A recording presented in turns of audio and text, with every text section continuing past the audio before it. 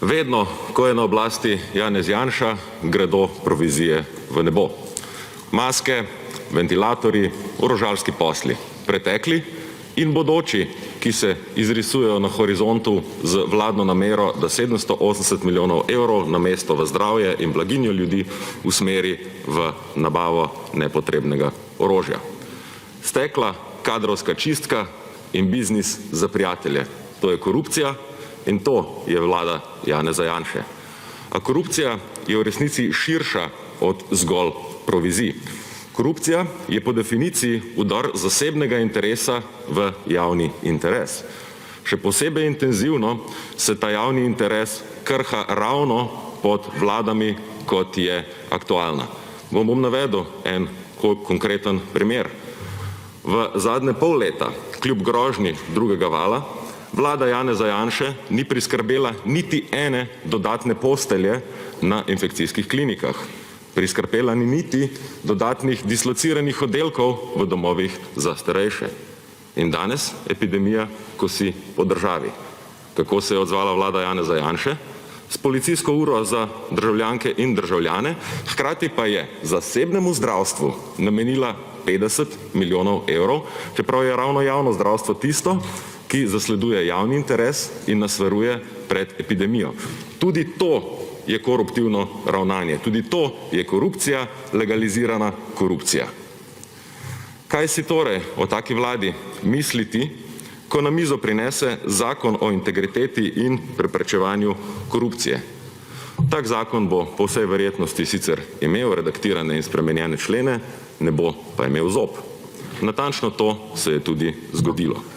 Spremembe Zakona o integriteti in preprečevanju korupcije se napovedujejo že vse od leta 2013, od odstopa takratnega senata KPK. Nazadnje je bila novela, ki jo obravnavamo danes, na mizi v prejšnjem mandatu, ampak se je prej iztekel mandat Državnega zbora, no danes jo imamo v postopku kot v skoraj identični obliki, vključno z vsemi pomanjkljivostmi. Prvo vprašanje, ki je na mestu, je torej, kaj je Ministrstvo za pravosodje delalo v vmesnem času.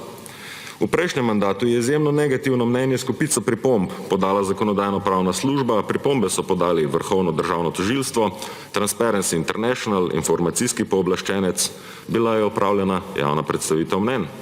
Tudi tam je bilo podanih kar nekaj opozoril in kritik. Predlog, ki ga imamo na mizi, pa je le delno izboljšan, žal. Način priprave tega zakona namiguje na to, da je vladi bolj kot boj proti korupciji in zaostritev boja proti korupciji v interesu to, da se ne spremeni nič. Da bo pač lahko še kdo dvignil telefon in kakšnemu državnemu organu ali agenciji namignil, koga naj imenuje za direktorja ali ga zaposli. Da bi lahko tudi pri projektu drugega tira, predoru Karavanke ali pa 780 milijonskih orožarskih aferah padla še kakšna provizija.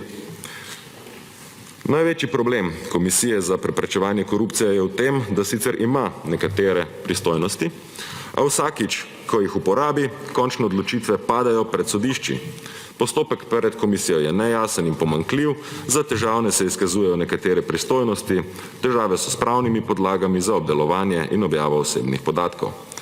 Če k temu priključimo še dejstvo, da se v zadnjem času komisija ukvarja bolj sama sabo kot z dejanskim bojem proti korupciji, za katerega je namenjena in posledično vse nižji ugled komisije, pa je jasno, da so izpolnjeni vsi predpogoji za razrast korupcije.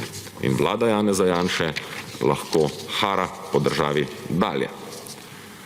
V Levici smo imeli že v prejšnjem mandatu na zakon kar nekaj pripomb, a v prvi obravnavi smo takrat predlog podprli.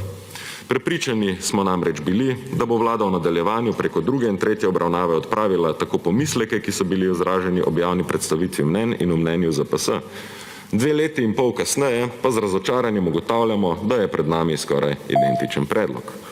Stanje je ustrezalo vsem preteklim vladam in funkcionarjem. Ne gre za zlorabe položaja, za skrivanje premoženja, za nespodobna samoimenovanja ali denarne pojasnjenega izvora, vsem akterjem je skupno eno. Dokler je sistem tak, kakršen je lažje izpodbijati ugotovitve komisije, takrat, ko ta opravi svoje delo. Dokler je sistem takšen, kakršen je z ugotovitvami lažje manipulirati. Lažje se je prikazovati kot žrtev vedno bolj zapletenih in temačnih teorij zarot, političnih konstruktov in vsega, kar še pride zraven. In v vladi Janeza Janše tega zagotovo ne manjka. Enako kot ne manjka niti korupcije.